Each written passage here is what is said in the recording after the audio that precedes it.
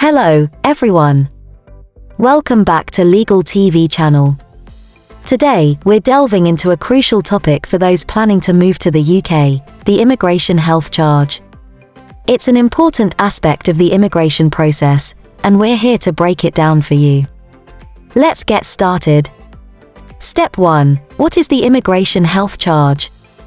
The immigration health charge, often abbreviated as IHS, is a fee that non-EEA, European Economic Area, nationals and some visa applicants have to pay as part of their visa application process. It grants access to the National Health Service, NHS, during their stay in the UK. Step 2. Who needs to pay?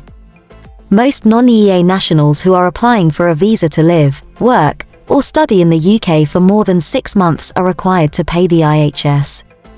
It's important to check the official UK government website or consult with an immigration advisor to determine if the charge applies to your situation. Step 3. Calculating the charge. The amount you need to pay for the IHS depends on various factors, including the length of your visa and the main applicant's age. The charge is usually paid upfront for the entire duration of your visa. Step 4. How to pay. The IHS is paid online during the visa application process. You'll be directed to the payment portal where you can calculate the fee and make the payment using a credit or debit card.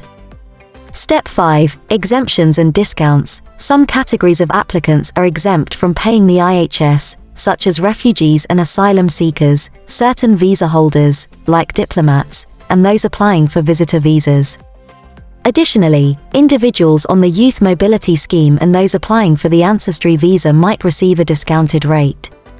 Step 6. Impact on dependents. If you're applying with dependents, they'll also need to pay the IHS.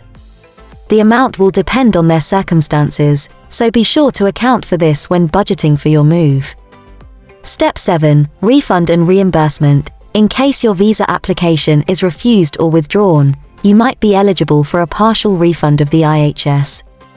The refund process is initiated automatically, but it's a good idea to keep track of it. Step 8. Using the NHS. Once you've paid the IHS and received your visa, you'll be entitled to use the NHS services in the UK without paying for most medical treatment. This includes doctor's appointments, hospital stays, and emergency care. Step 9. Stay informed. Keep yourself updated with any changes in IHS regulations or the visa application process. The rules can evolve, so it's essential to have the latest information. Conclusion, and there you have it, folks. The UK immigration health charge is an essential part of the immigration process that ensures access to healthcare services during your stay. Remember, the rules can be intricate, so it's advisable to seek guidance from official sources or an immigration advisor.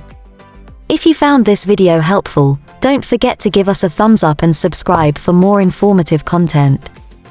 Thanks for tuning in, and we'll see you in the next video.